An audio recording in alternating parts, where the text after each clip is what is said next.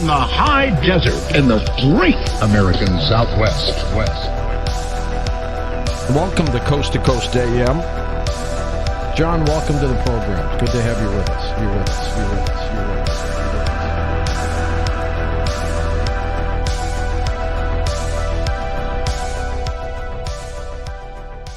Welcome back to Coast PM, the number one unofficial Coast AM podcast. For any new listeners, this is a podcast where two brothers analyze the world's largest overnight paranormal radio show, Coast AM. My name is Paul, and I'm the guy that listens to this very inexplicable radio show here with my brother. Hey, it's Chris. I'm the Rogers to your Hammerstein, except with no Broadway component at all. Maybe we should have one, though. A little singing opening.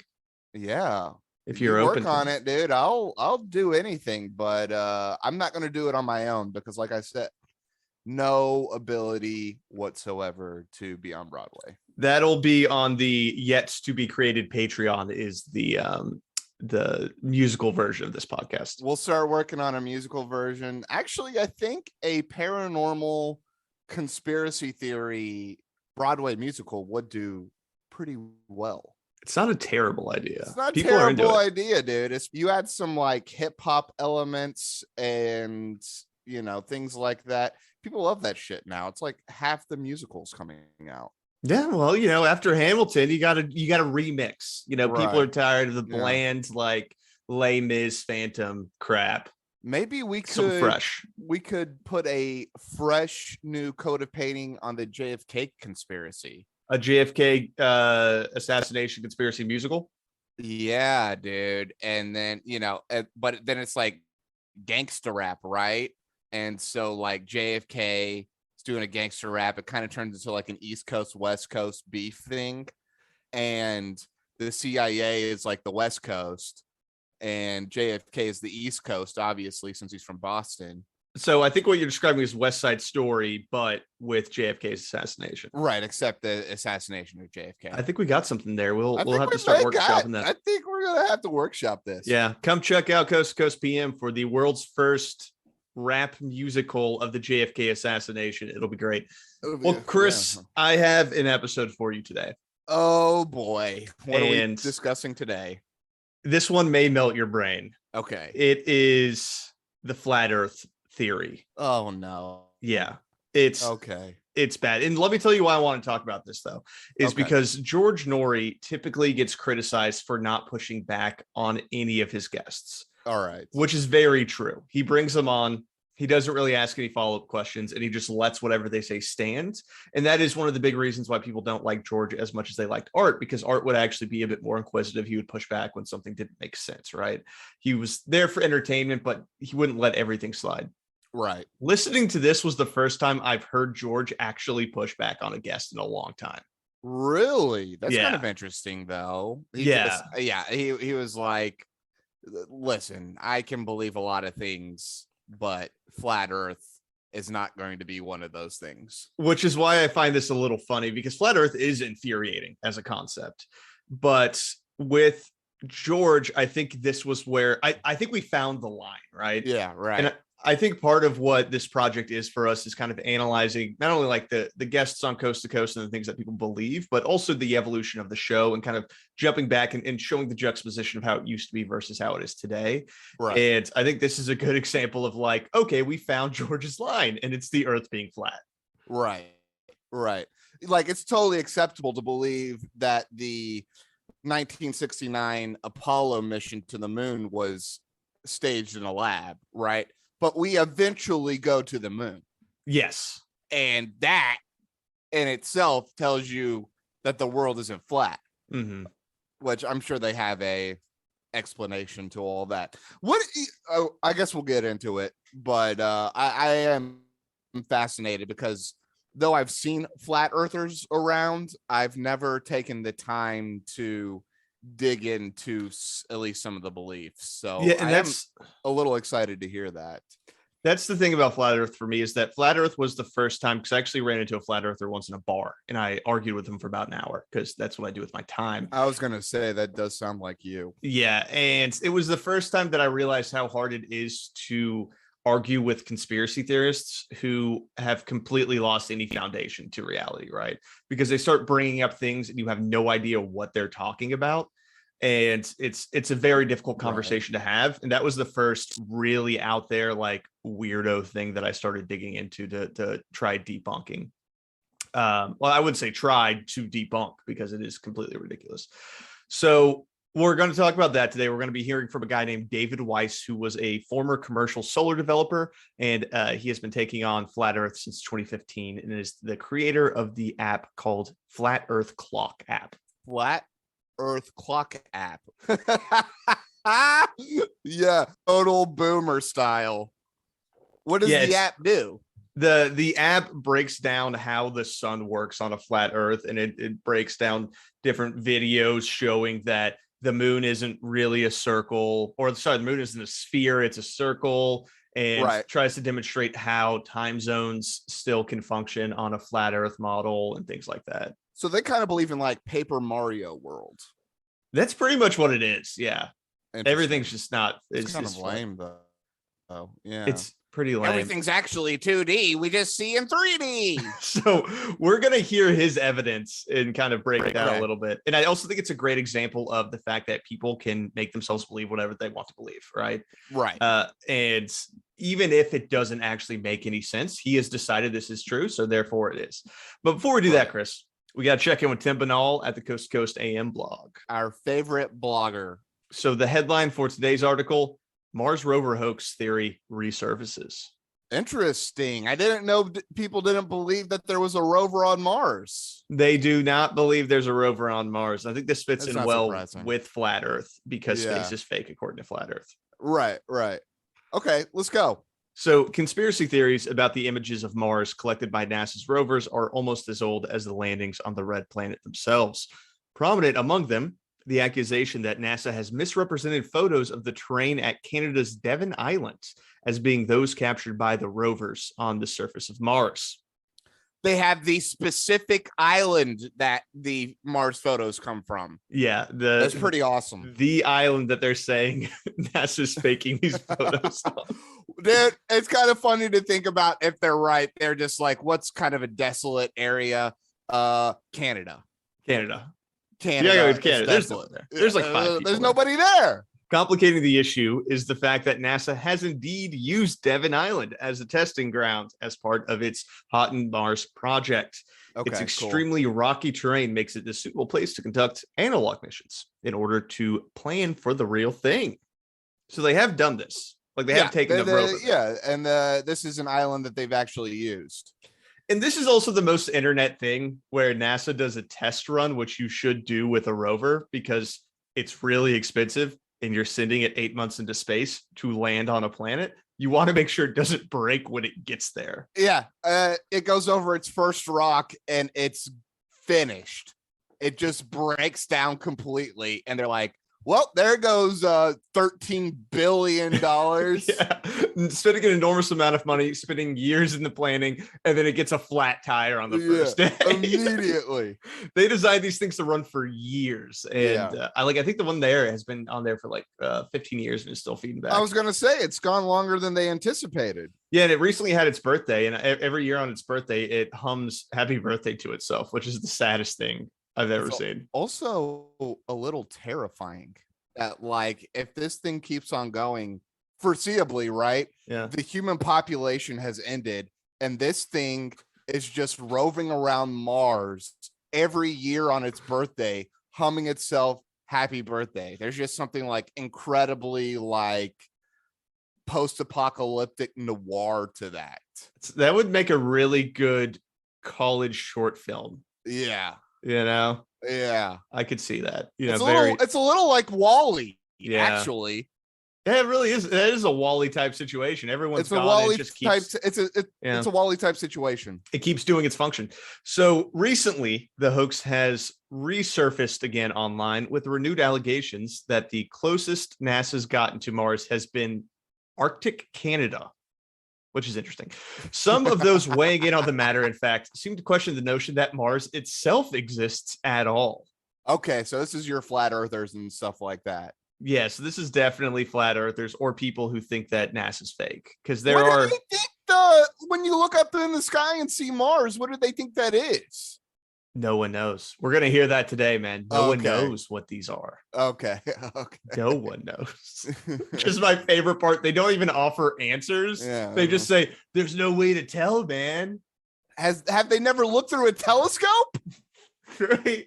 We're going to get into it. Okay. It's frustrating. All right. Okay. This seriously hurt my head when I was listening to it. That's why I want to talk about it. All right. It's interesting. It's interesting is all I'm going to say. You're going to give us a highly skeptical episode, huh? We're jumping right into the skepticism. I don't like when people mess with space. That's my problem with it as well. Is that why I like, okay. Let's finish this and we're going to jump into to the flat earth. Yeah, right. So I also wanted to show you pictures of Devon Island and photos of Mars. So you can see what show me pictures of Devon Island. I can't wait to see this desolate Canadian environment. This is a picture of the NASA Curiosity rover on Devon Island. Okay. Oh, shit. So, Chris, I mean, it looks like Mars. Yeah, this is what Devon Island looks like. It does look like Mars in that it is a completely rocky, desolate landscape. And it's like reddish tinted too, which is kind of crazy. Yeah. I mean, it does, to be fair to the conspiracy heads, it does kind of look like the pictures of Mars that they've sent us. It's not the worst conspiracy, and at least there is a thing that looks like Mars that they use. But right. When you think about it, of course it is. That's why they use it, because it has a similar terrain to Mars. Right. Otherwise, you can't run it through, Seattle. You are going to find the place on Earth that is most similar to test it. Yeah. And that's where they tested it. They hit it out of the park. I've heard worse. Devon Island looks like Mars. Yeah, but that's the thing, is that's where the conspiracy comes from, is that because they tested it there, therefore all these pictures are actually fake and Mars doesn't exist. Yeah. Listen, to give the conspiracy heads a modicum of credit, I bet a couple of pictures were accidentally leaked and they're actually from Canada and they're like, oh crap. I don't believe that. Just say that's Mars.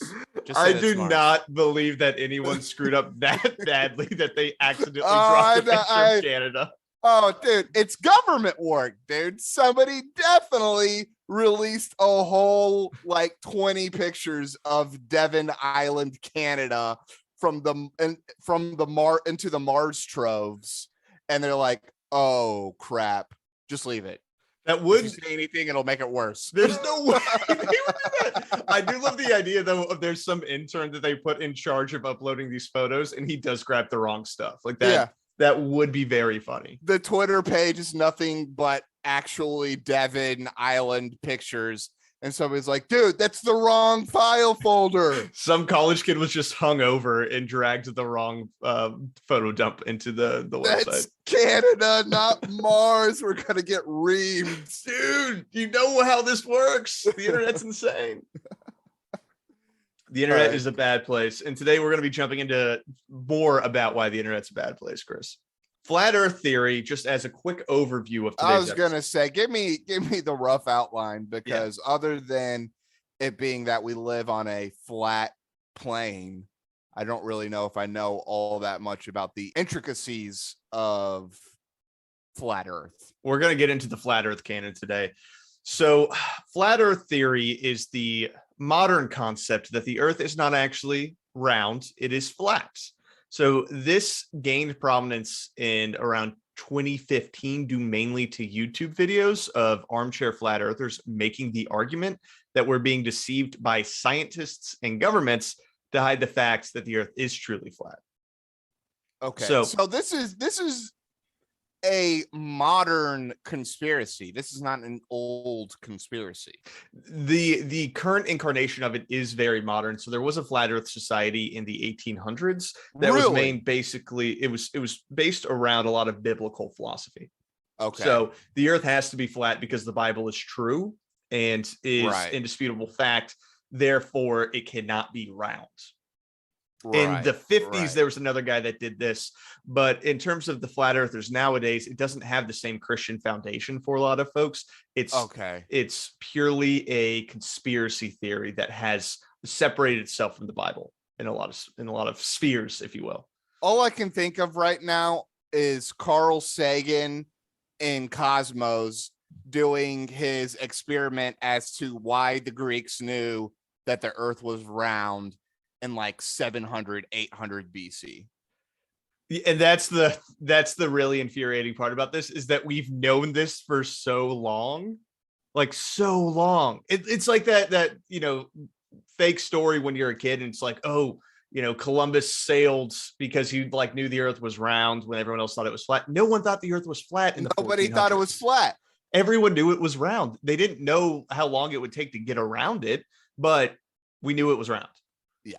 So a consistent theme among flat earthers is to not trust any observations that you have not directly made yourself or have personal experience with. Hey, listen, I can kind of buy that.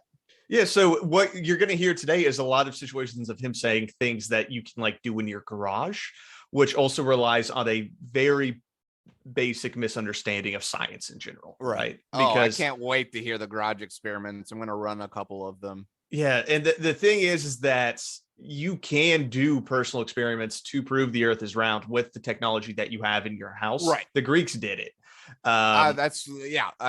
Look, if the Greeks did it, you can do it. Yeah. It's just, they don't do those ones. They just they have a bucket of water. They say that the water's flat, therefore the earth is flat. That's the kind of logic that they utilize. Right.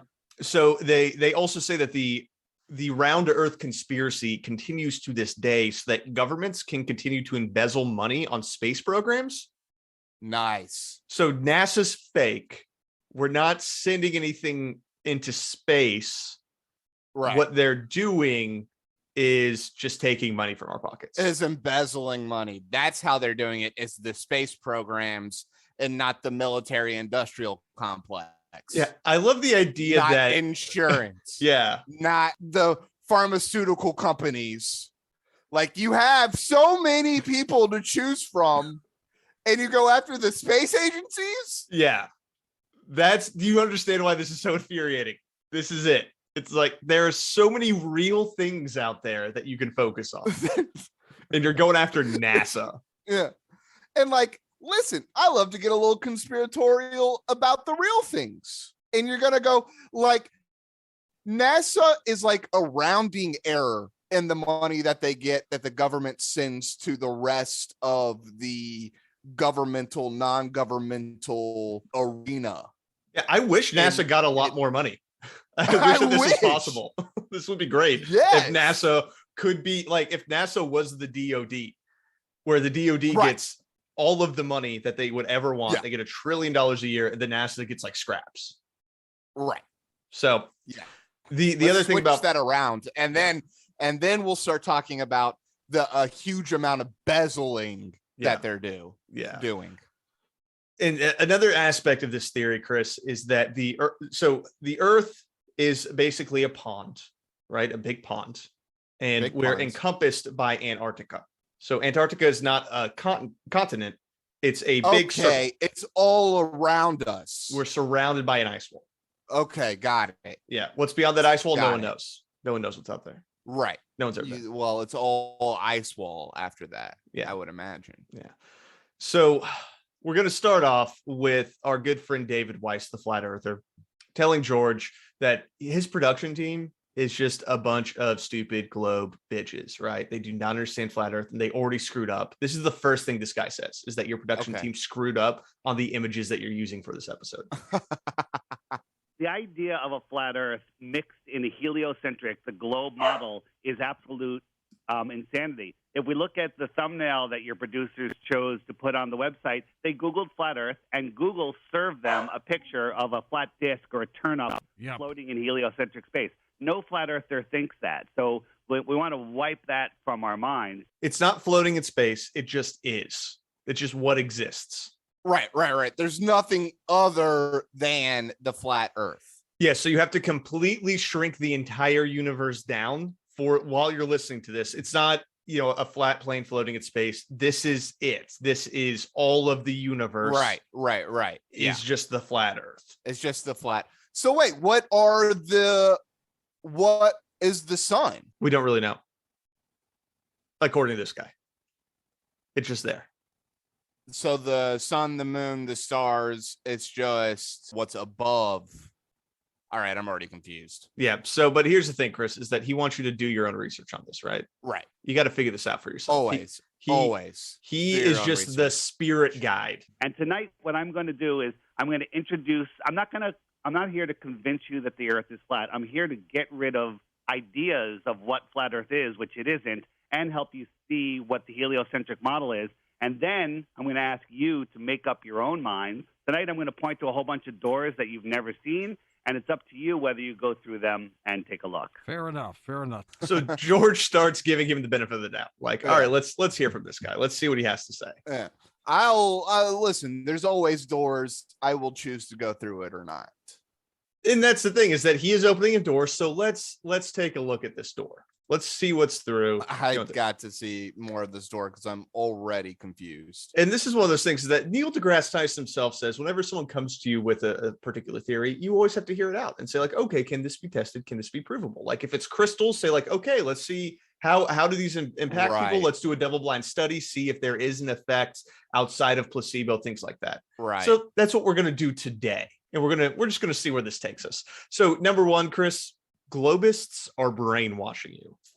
You can't trust them. What did you think about planet Earth? What did you think about the moon? It seems like every object is round. What did you think of all that? George, I loved space. I loved all of that stuff, and that's by design. Before we could even talk, our parents probably put a mobile of the solar system over our head, over our crib. We had NASA sheets. Sesame Street had astronauts on. Walt Disney, have astronauts on. It's all about globe programming. And he goes back to the government and Disney brainwashing people a lot. Like, Disney has a weird amount of focus for this guy, and I don't understand why. He's very anti-Disney. I'm going to give him a couple of points on this one, dude, because, like, again, not necessarily wrong. He's shooting his shot at the wrong target. Well, that's the thing with this, though, right? Is that here's what I don't understand. Like, is Disney propaganda to brainwash kids to buy as many Marvel products as possible? Yes. Is Disney brainwashing youth about the globe? I don't understand what specifically about Disney is doing that. But this is where I am on. I think they are propagandizing certain belief structures in their stuff. Absolutely. I don't think that big globe is the thing that they're propagandizing. That's what I don't understand. What about Disney specifically is globist in his mind? Out of all the things, I think it's their subtle references, right? He's being very literal in this. Everything he says is very literal. Right. But that's what I'm saying, is that like Space Mountain, right? And then you really have to go further back into the Disney, like 1950s, 1960s, but they did do a lot of those educational videos about, like, lemmings. Like, that's the one that always sticks in my head when I think of Disney educational, was that Disney made up that lemmings would, like, suddenly have an urge to run over the side of a cliff. They forced those lemmings off the cliff. I do love the idea that what he is targeting is not Disney movies, but Disney worlds, where they have Space Mountain, and then in Epcot, there's that, like, Mission to Mars ride. Right. Yeah. And that is hilarious. Look, Epcot is a globe.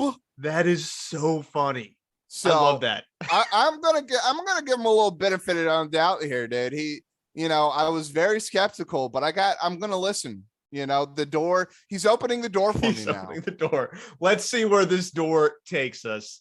I don't think it's a good place, but we'll get your opinion. So what is flat Earth, Chris? Like, let's try and actually get a definition. And this guy's hard to nail down. He's kind of wily about it, but we're going to try and get there. We live in what I call the Antarctic Basin. They tell us Antarctica is a continent at the bottom of the ball. Just like we look at our globes, and it shows a continent at the bottom of the ball. But in reality, Antarctica is the land that surrounds the world pond.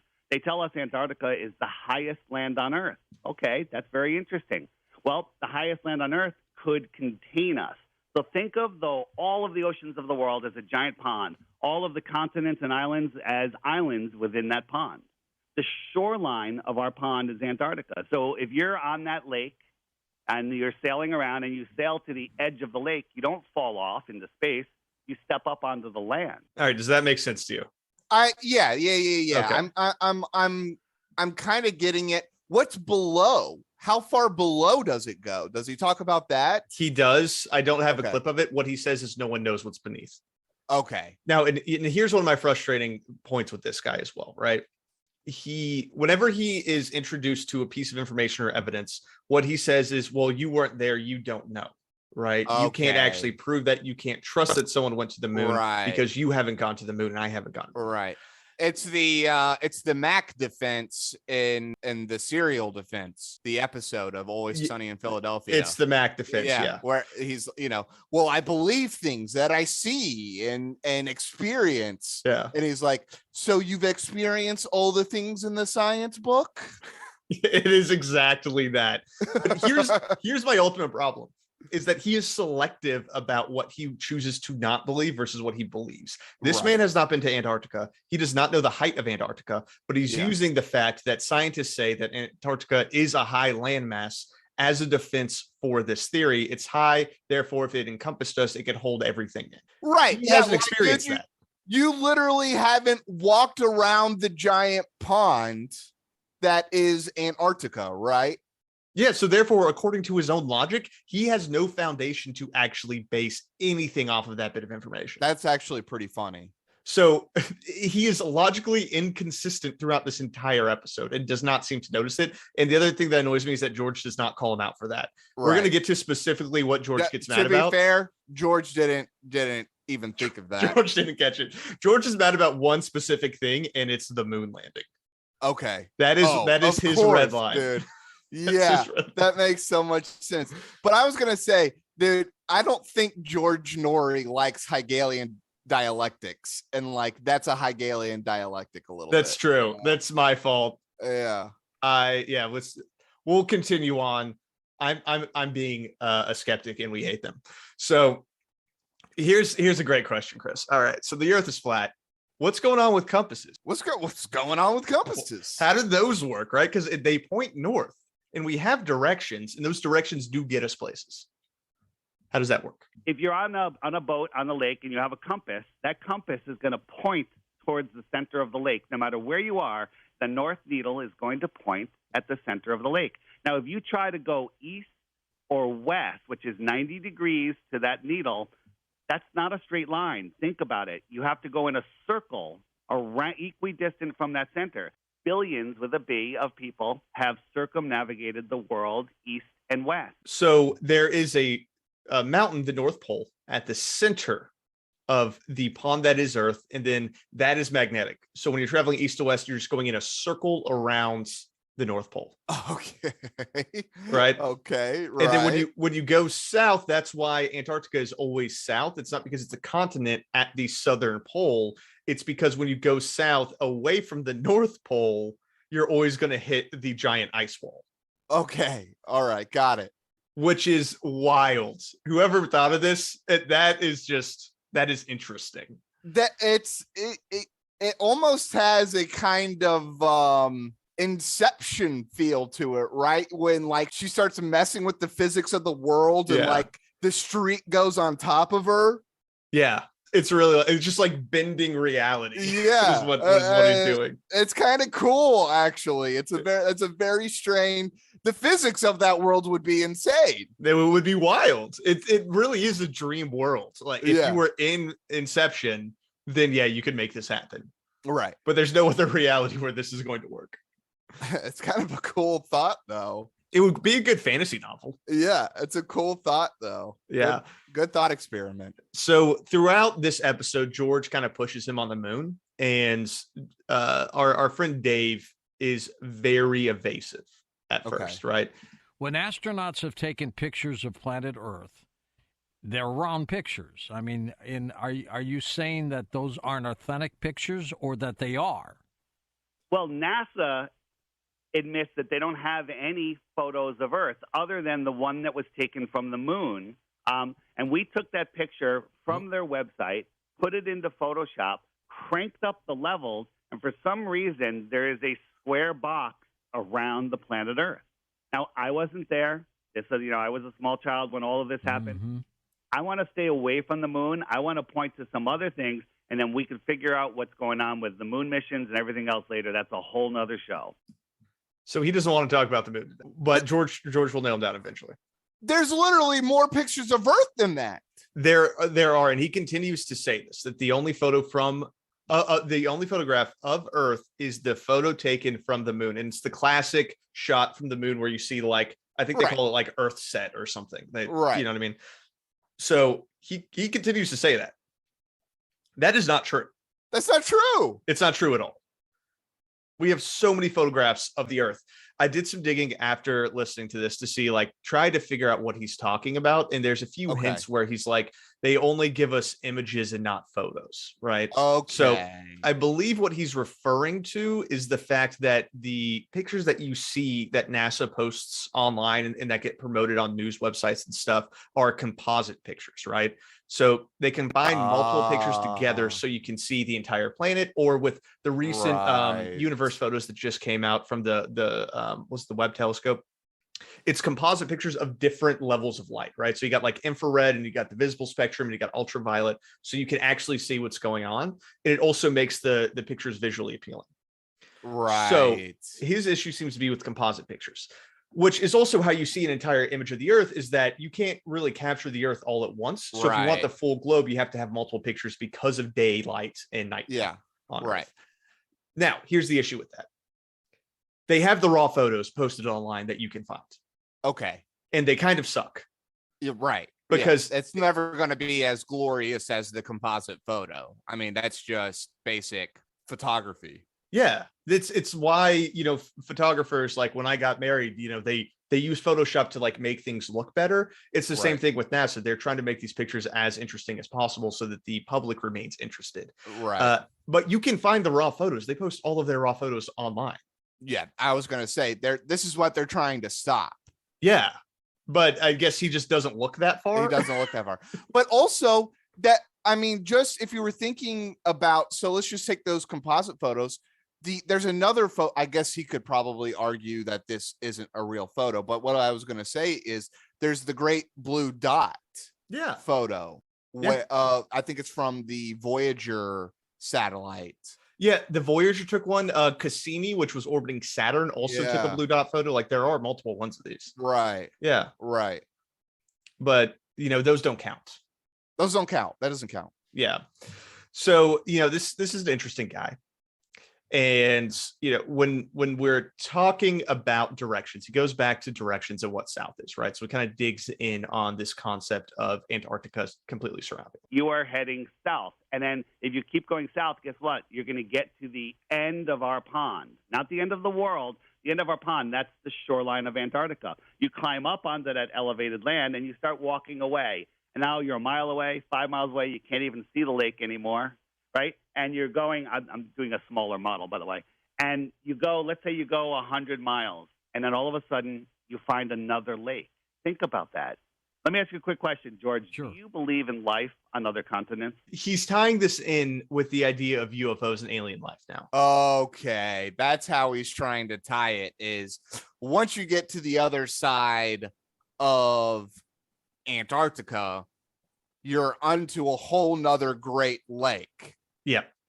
Okay, so it's a little like multiverse, or where like universes are stacked on top of each other, except they're for this guy, they're spread out.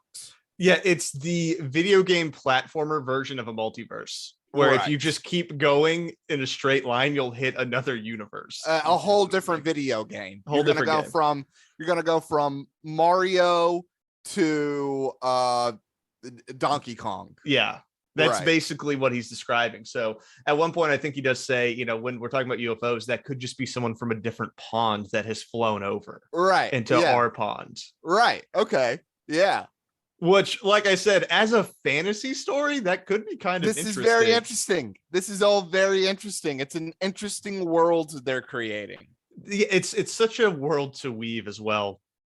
I really like the idea of this endless ice escape that you have to like trek through and that you can eventually get to another world. Yeah. That is a very interesting idea conceptually. You're right. It's a very good book. Yeah, it's terrible in terms of making sense in the world we live in. Of the real world, right. But I think this is one of those scenarios where this guy has just weaved a fantasy for himself and he really likes being in it. It's a great fantasy. Yeah. All right. What else do we got? So we've talked about space a little bit, and space keeps coming up because George is having a really hard time conceptually with what this guy's saying. And I think it's because George isn't wrapping his head around how dumb this is. Right. And how little it makes sense. Like he's trying to fit it into a format that is coherent with his worldview. Yeah. And he can't do it.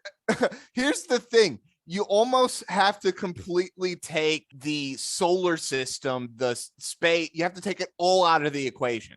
Yeah, it's all gone. It's just gone. It's gone. You're literally you have to be a being on just this planet. Yeah, all I know is that I am standing on something, and that is my foundation. You got to take airplanes out of the equation. You got to take like multiple things out of the equation to start developing this world, but you just got to do it. You just got to do it. There's no ifs, ands, or buts, because if you start adding variables to the equation, it gets messy. You can't complicate it. You got to keep it messy. Keep it simple, stupid. And I've just gone ahead and taken all these things out of the equation. Yeah, they're just gone. We can't talk about space. All right, fine. And well, not only can we not talk about equation, not only can we not talk about space, Chris, space can't scientifically exist, right? According to this man. Yeah. So let's listen. Why? Okay. Perfect. He explains it. We have this. Okay, good. It's not a good explanation, but it's an explanation technically. I need an explanation to help me out in my equation, so I want to hear this. Space, they tell us, is a vacuum, a void, no air, no pressure. Well, we live in a pressurized system. Well, nowhere in science, in a lab or in nature, can you have high pressure next to low pressure, let alone no pressure, and without a physical barrier, right? When you have a soda can and you crack the top, it goes, and that's because the pressure is equalizing. So why doesn't space suck all of the air off of Earth? And the only answer that the heliocentric believers can say is gravity is holding it down. But that doesn't work, because if I had a shoebox in a room and I was holding it in the air and I sucked all of the air out of that room in a gravity system where you believe it, that air should stay in the shoebox. He has just compared the mass of the Earth and the Earth's gravitational pull to a shoebox sitting in a room. Right. Chris, do you see any problems with that? The multiple problems. He really does have a doo-doo brained understanding of all this. He does. And that when he was describing it as a soda can, I again, you can see when you have these misconceptions how this can lead you down this road. Mm-hmm. Right? And because he was talking about a high pressure against a low pressure, and like, you need a barrier, this is impossible. And it's like, dude, there's literally hundreds of miles of fluctuating pressure from, sea level to the edge of space.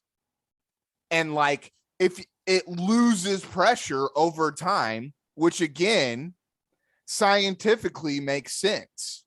It's like, here's the best way to describe it, right? When you go into the pool, the deeper you go, the more pressure there becomes, right? Or when you're driving up a mountain and your ears start popping. Right. It's because there's a difference in pressure. There's a difference in pressure. Yeah. So, and it's just like, that's not being able to kind of like, again, physical things that we've done, right?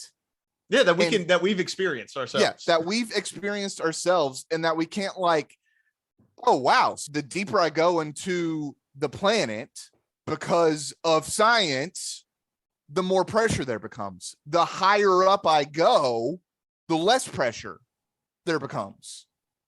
And it's a fluctuation, right? There's a certain point where you start feeling the pressure on a mountain, and then your ears pop. And that's the funny thing about this too. And I think it's a great point, Chris, is that even if we take the logical foundation for his argument as valid, where we can only assume something to be true if we can directly experience it, you can still disprove everything that this guy says. Right. I don't need to rely on scientists. Right. Like, there's also a test that you can do where if you have a laser, right, and you have it perfectly level, and then you have a boat, right, and that boat has a big board on it, and then you put the laser at the bottom of the board and it's shooting right at the bottom, and then you put the boat and just drive it out, then that laser beam is going to slowly float up because this water is, you know, supposedly flat. It actually curves. Right. So the boat, as it gets further away, is getting lower, and you can Right. test that yourself. I guess he just doesn't want to do that one. He also seems to not understand basic mathematics, which is interesting. You can't tell the size or shape of something unless you know the size or the distance, or you can actually physically measure it. He goes in saying that we need to actually measure things and that you can't just like determine the size of things. So I guess he never took like trigonometry, where you can use angles Right. to determine that. Right. Because that's just untrue. Right. With some basic measurements, you can figure these things out. Well, and here's the funny thing. This is another one where we've literally been doing it for hundreds of years. Yeah. If you've heard of the Mason-Dixon line, that was based off, which is actually, it's pretty cool. One was an astronomer and the other was a surveyor, and they needed to be able to draw the line perfectly down, because if you just walked in a straight line, that wouldn't be right, of course. Yeah. You're going 100 miles, right? And so you had to go with the curvature of the earth. And so you needed an astronomer at the time to line you up on the planet. That's some South Carolina knowledge right there. Isn't that crazy? That is interesting. I didn't know that. Yeah. And so, like, again, this was in like the 1760s. Yeah, that's interesting. Well, you know, but that's all fake. Because you can't trust them. Yeah. But the other thing too, Chris, is that gravity's not real. Okay. Gravity doesn't make any sense. Okay. I gotta hear this. This one's interesting. This one's interesting. Of course, Okay. they tell us gravity keeps us grounded. Well, they tell us gravity is another thing. Gravity is a theory. Neil deGrasse Tyson himself says that 96% of it is dark matter or dark energy, which no one's ever seen or measured, but it has to exist for gravity to exist. You know, in the scientific method, they say if you have a theory and the theory fails, don't make up stuff to prove your theory. Throw the theory out and come up with a new one. And just really quick on gravity is the Earth is we live in this electromagnetic system. The Earth is stationary. It's not moving. It has what we call a negative charge to it. And everything above the Earth in the air has a positive charge. Well, negative and positive attract each other. And it says, hey, down is this way. Down is this way. That electrostatic force, by the way, is like thousands of times more stronger than what they tell us gravity is.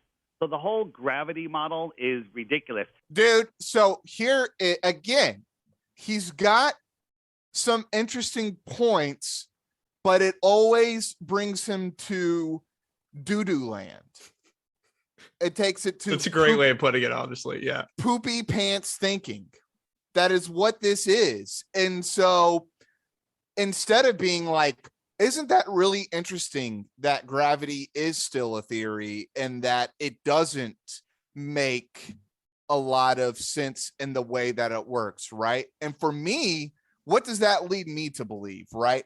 It leads me to believe that there is like a unifying theory, and all we're doing is describing aspects of it. You know, like we have this force, right? We have a nuclear force. We have a weak nuclear force. We have a strong nuclear force. We have gravity. We have electromagnetism. Like we have all these things, right? but they don't perfectly explain each thing, which is why they're all theories. Well, and the other thing too is that within science, a theory has a very specific definition. Right. And it's like an explanation of a thing. So a theory Right. can't necessarily, it can't become a law. Right. And laws also can't be theories. Like they are separate ideas. Yeah. But the other thing too is that like he tries to point to dark matter as an idea that is floating out there to explain the expansion of the universe as being why gravity is fake. And he says that gravity can't exist without dark matter existing, which is not true. Dark matter is used to explain the expansion of the universe, but gravity's existence doesn't rely on the existence of dark matter in any way. So I don't even care about that stuff. He's using space things to explain gravity, and you can't use space things. Space things is not in our equation. That's actually true, because if they were making all this up, why wouldn't they make it more consistent? Why wouldn't they just have everything explained already? Well, and I don't even care about that part. It's just he's talking about space, dude. Space isn't in our theory. Yeah. Don't add it as a variable to explain. I need this crazy ice enclosed world. I need a non-space explanation because it doesn't exist. Mm-hmm. All right, it doesn't exist. Why are you telling me about dark energy and dark matter at the edges of the universe? There is no universe. Yeah.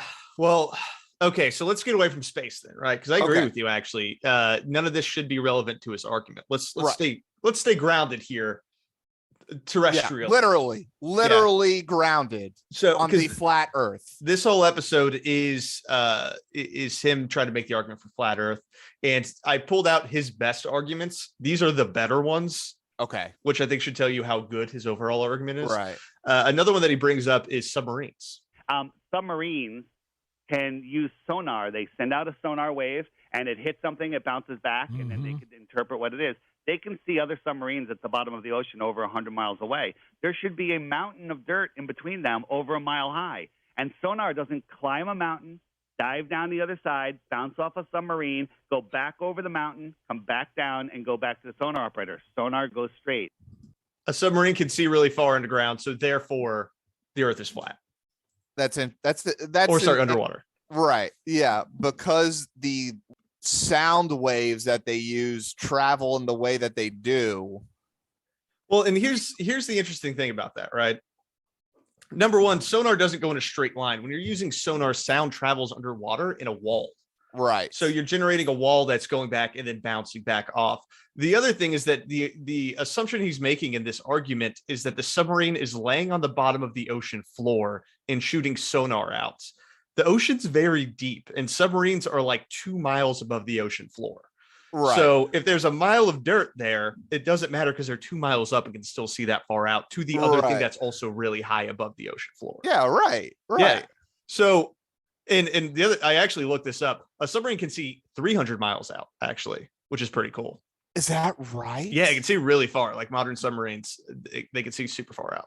That's incredible. 300 miles. That's disgusting. And that's Paul, yeah. This is I'm starting to develop my theory on this guy and possibly other flat earthers. Can I give it to you real quick? Yeah, please do. I would love to hear it. I think this guy is kind of an intellectual narcissist.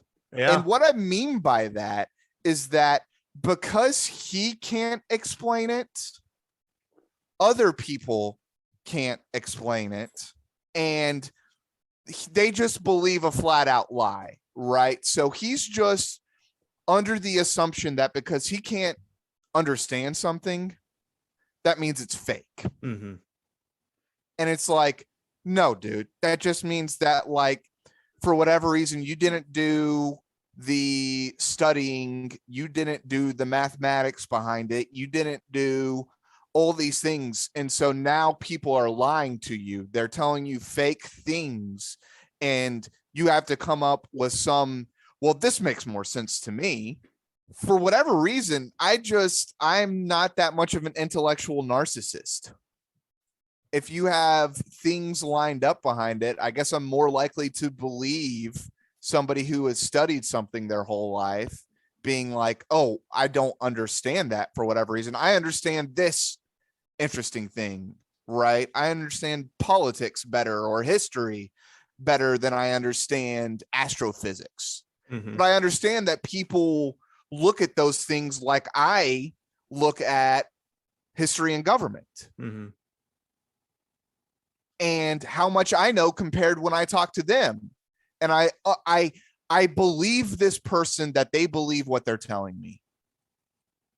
And because of that, I just at the end of the day, to live in a modern society, you need a little belief. Like we can't all be complete like psychopaths and not believe anything anyone tells us. I think that's accurate because, I mean, according to this guy, I haven't been to China, therefore I cannot say for certain that China exists. You know, and that's absurd. Right. And so Ronnie Reagan would always say, trust but verify. And I think that's a good way to live your life. Yeah, it doesn't mean believe everything that you hear, but if there is a general consensus and there are, sources that you should trust, like Neil deGrasse Tyson. I love Neil deGrasse Tyson. I don't understand a lot of the things he talks about in terms of the mathematics behind it, but conceptually I'm like, oh, that's cool. That's really interesting. And I know that he's not full of it, right? And when there are areas that science doesn't quite understand, he loves those types of things. And he loves talking about that. Like, this is a gigantic mystery and we don't know how this thing works. And there are interesting ideas about how it could work, but we don't know for certain. And that's really cool. And what makes me mad about this guy, this David Weiss guy, is that he is erasing the mystery of the universe. Right. Just gone. And most of this, a lot of the stuff, gone. It's just gone. It's just gone. A lot of the stuff that you hear on, a paranormal show like Coast to Coast kind of is someone trying to take something that happened and make it a lot more interesting than it actually is. And I have so much more respect for that than someone taking something vastly interesting and making it incredibly uninteresting. Yeah. I mean, it's an interesting world that he creates, but it's not one that you ever think about. So like immediately it would be interesting, but like, living my life that way, it would be disappointing compared to the universe, 100%. Compared to the whole universe. Yeah. And again, it's like he isn't at all like, yes, I am a little bit conspiratorial. Absolutely. Like, I just don't trust things outright, especially dependent on the people who tell you. So for me, Carl Sagan is a saint. Dude, He is sanctified. Yeah. He will go down in the volume of history as a great proponent of science and understanding. And like, he is closer to my religion than anything like this could ever be to my religion. Right. Because fundamentally speaking, that's what Carl Sagan taught us, was to question everything and the beauty of it all, the way it was all interconnected. And he told us, right, same as Neil does, we don't know everything and there are mysteries and there is more for us to know. We get an answer and it leads to 10 more questions. That is a beautiful world to me. Instead of retreading a question that we answered, 3,000 years ago or earlier. Like pressure is like a Coke can. And it's like, okay, yes, a form of pressure is like a Coke can. You're not wrong, but you're dealing with different things here. Yeah, he's taking unrelated things. And at one point he actually talks about how people like look at planets and say, okay, that planet looks round, it looks spherical, therefore we're spherical. And then his analogy for that is, well, just because I'm looking at a light in my living room and the light is a bulb doesn't mean I'm standing on a bulb. And I'm like, dude, these are completely unrelated concepts. Like Saturn is a planet. We're also a planet. We're on a planet. Like, we have pictures of this, but I want to make sure that we do get to the moon landing portion, Chris, because this entire time George kind of keeps asking like, well, what is the moon? What is the moon?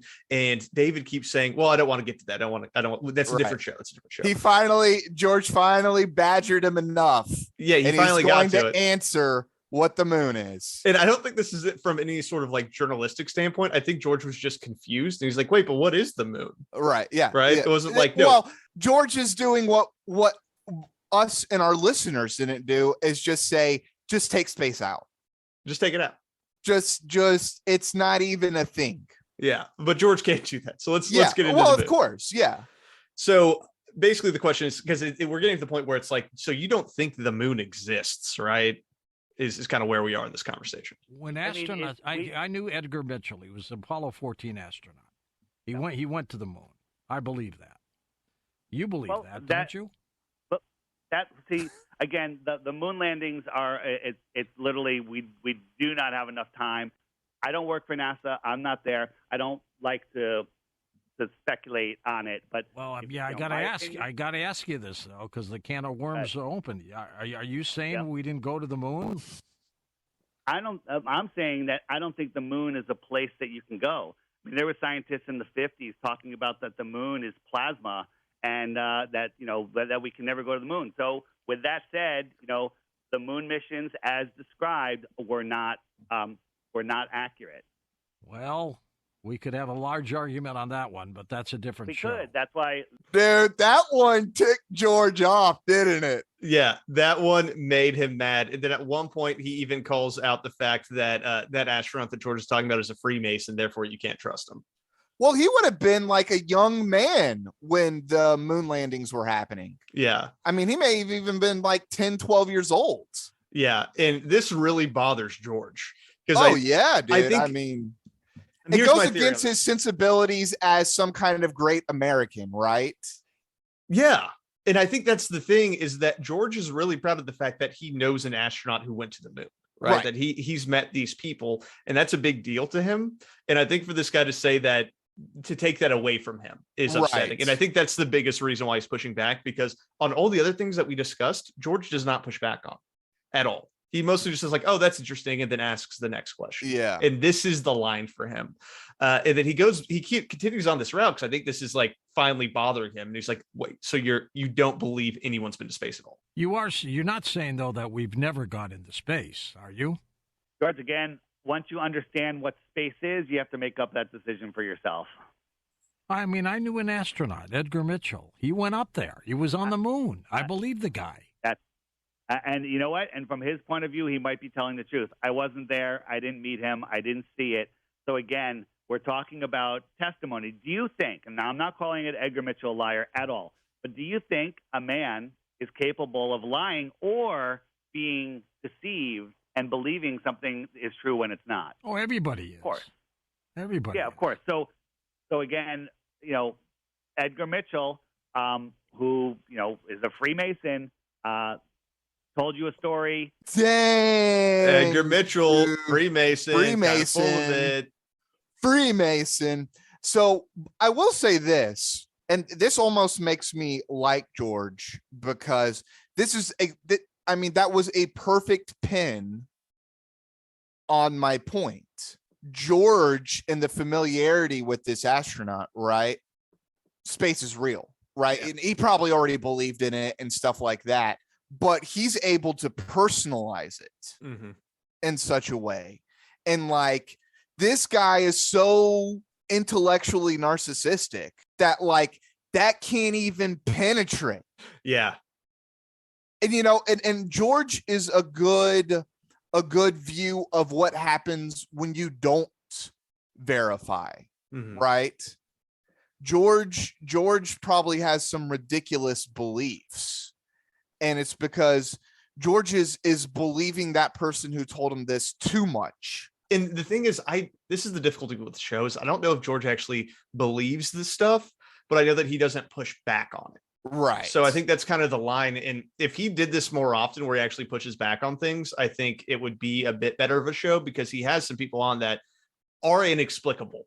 Right. And the things that they believe are completely ridiculous. And I think this is a good example of that. Right. It's not all, George Knapp talking with, the guy who made the documentary about Edgewood and stuff like that. Or like even Skinwalker, which had scientists there trying to observe something. A lot of it is stuff like this. Right. Which is completely ridiculous. Right. So, yeah. And that's the frustrating part. David also goes into the fact that the ISS isn't real, so the International Space Station. Right. Well, dude, it can't be.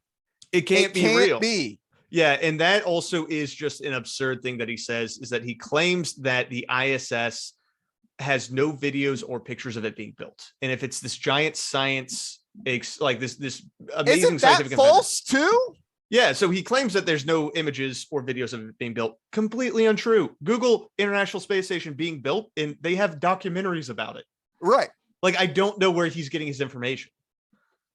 I'm pretty sure I've seen pictures of them building it because they showed you how they attacked capsules. It's gotten bigger since it's been up there. Yeah, there's videos of it being built on Earth and the scientists working on that. There's videos of it being combined in space.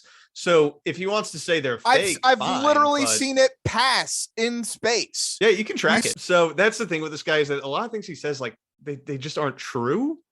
You're like, you know what I mean? Like, if he wants to be like, oh, the Earth is flat and the sun is a spotlight traveling around the flat Earth, and that's why we get time zones. Like, whatever, dude. But when he says things like there's no videos of the ISS being built, it's like, no, just go on YouTube. Like, right. And if he wants to say they're fake, then say they're fake, but there are videos of it being built.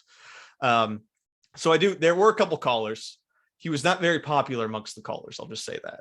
Right. So even this guy is too much for the coast to coast audience, which is saying something. But this is again, this is my point. He has to take out what to some of these people is the most interesting aspect. I mean, if you believe in UFOs, if you believe in aliens, you automatically believe there's other planets. Yeah.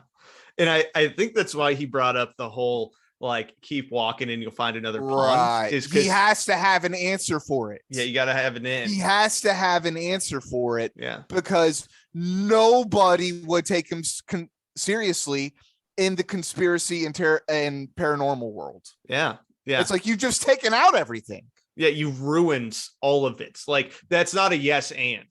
Right. That is you're it's shutting a no. down. It's a no and no and no. Like, you have to add all of these no's, and he's taking out the no's. In his no's are the most fun. Yeah.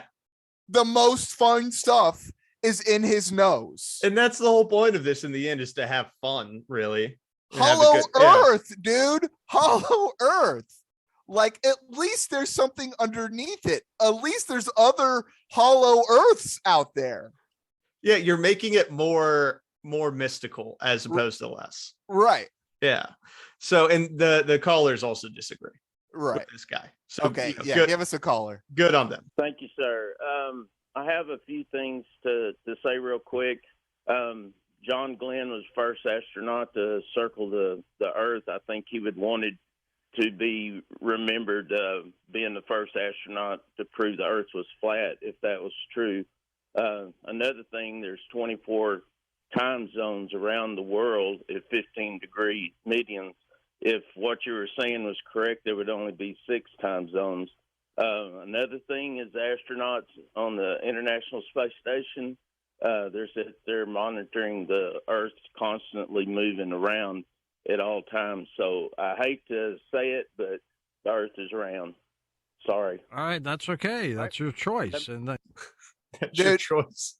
And this is the thing, especially in America, you're messing with our national pride. Yeah. You're literally saying, like, and this is the thing, especially in the late 60s and early 70s, this was a thing that made America great. This was impressive. This was an incredible feat. This is what made America great. And you're messing with that. I don't know, and you can see why nobody believes this. Because it's not the thing with a lot of this stuff, right? A lot of the paranormal or conspiracy stuff is, yeah, it's fun, it's interesting, and you know, it adds like some extra like flavor, color, like even if it's bullshit, like there's a reason why people believe it. And yeah, this one just kind of sucks. Right. Like, it's just lame. It's not even like, it doesn't add value or any flavor to the world. It makes the world substantially worse. Blander, dude. Yeah. It's a blander world that you've created. And that's just not fun for me. And that's what he's intellectually narcissistic. Yeah. He is. This is a world he can understand, and he doesn't want to get outside of that. Yeah. In his world, he has to put this protective shell around him, you know, like the ice sheet that circles the planet. And that is such a great way to describe his intellectual thinking. It's just desolate wasteland behind this very narrow thing I can believe. And that's why I was even with he's got doo-doo diaper thinking, dude. Yeah. This is doo-doo diaper thinking. And even with Coast to Coast, I was still kind of shocked that they brought this guy on because of how ridiculous it is. Like the numerology stuff or whatever is like silly, but I guess like I sort of get it because you're not trying to put any sort of scientific foundation on it. You're just like, nah, man, it's all vibe. You just got to feel it. But this guy is trying to scientifically prove, according to him, that the earth is flat, and nothing he's saying makes sense. Yeah. So if you want to live in the world of science, this guy sucks. If you want to live in the vibes world, then like hang out with the numerology lady, and that's fine. Right. But it's just like, don't come into that space, dude. Don't try to come into that space. It's not for you. It doesn't add up. It doesn't track. So yeah, that's the flat earth theory, Chris. So I mean, on a scale of 1 to 5 globes, what do you give this guy? Hey, dude, I'm giving him a sucks, dude. 0. I'll give him 1 because I will say that initial thinking about the world is fun. It's interesting. Yeah. Okay. But in terms of world building, you'll give him a point. I'll give him 1 point for world building, but like I said, it only after so long does the world lose its spice. Mm-hmm. And it's more of a, I hope he's wrong. I'm pretty damn sure he's wrong. But my God, I hope he's wrong because this world sucks. It does You've suck. Created that. I'm giving him a 0 for that because like where he ends up is just such a bad place to be. But it's no fun. It's no fun. It's no fun. Yeah, it's like, oh, so this is it. This is all we got. There's a dome above us. We're trapped in a dome. And I hope there's other planets, dude. I mean, I hope we get to explore them, you know? Yeah. And that's the other thing, too, is that he does address is like SpaceX, you know, or whatever. Jeff Bezos, like, it's not all just fake, dude. It's not just the government anymore, though. It used to be just the government, and now it's commercial as well. Like, you can buy a ticket to go to space. It's all fake, though, dude. I forgot to bring this up. There was a flat earther who tried to build his own rocket to fly up and demonstrate that the earth is flat, because you have to be like so high to actually see the curvature of the earth. So he actually built his own rocket and tried to do that. Guess what happened? Did he die? He blew up. Oh my God. Yeah. That was the only thought that came to my head immediately. I was like, he blew himself up. He blew himself up. But you can't trust anyone else to do it, so he had to do it himself. Right. The funny thing about that is that even if he had succeeded, no other flat earther would have believed him. Right. They have to do it themselves. Right. This guy wasn't deep state. Imagine if he did succeed, though. What a baller that would have been. If he built a rocket and actually made it. And went up and then successfully landed down and been like, it's got a curve. Dude, it's got a curve. I was wrong. I was wrong. It's got a curve. It's got a hell of a curve on her. I saw a whole bunch of stuff. It was insane. I think I may have seen a UFO from another planet. The moon is round. It's round. It's there. It's a ball. But that just shows you how hardcore people are about this. Yeah. Like they get in on it. Right. And it melts their brain. It melts their brain a little bit. Yeah. It really does. But again, intellectually narcissistic. Mm-hmm. That's what I'm diagnosing this guy with. And it all comes from YouTube. Every flat earther I've ever heard talk says that their journey started, circa 2015 on YouTube. Right. They saw these YouTube videos and they're like, that doesn't make sense because I don't know how to explain it myself. Right. So therefore it's wrong. The internet is a blessing and a curse. That's a blessing and a curse. It's a double-edged sword for sure. You can get weird pilled, dude, quick. And if you don't have other people there around you who can be like, dude, you're not making any sense. You know, this guy is probably terminally alone. Yeah. Or with now the only crowd that would accept him is other flat earthers. Yeah. And if you get enough bad information in your brain, it's because who wants to be friends with this guy? It would be exhausting. Well, it's almost like you would need some sort of like cult deprogramming at that point. Right. It's not necessarily as severe as a death cult, but I think the phenomenon's the same, where you have so much bad information coming into your head that it like rewires the way that you see the world. Right. And you can't wrap your head around it being wrong after you invest so much time and energy into it. Right. But that's how it goes, man. Well, that has been the flat earth theory. I apologize for subjecting you to that, Chris, but no way, dude. Thought it was worth looking into. And especially when I heard George pushing back on it, I was like, this is so novel that we have to talk about it because it never happens. It was an interesting episode and it was enlightening.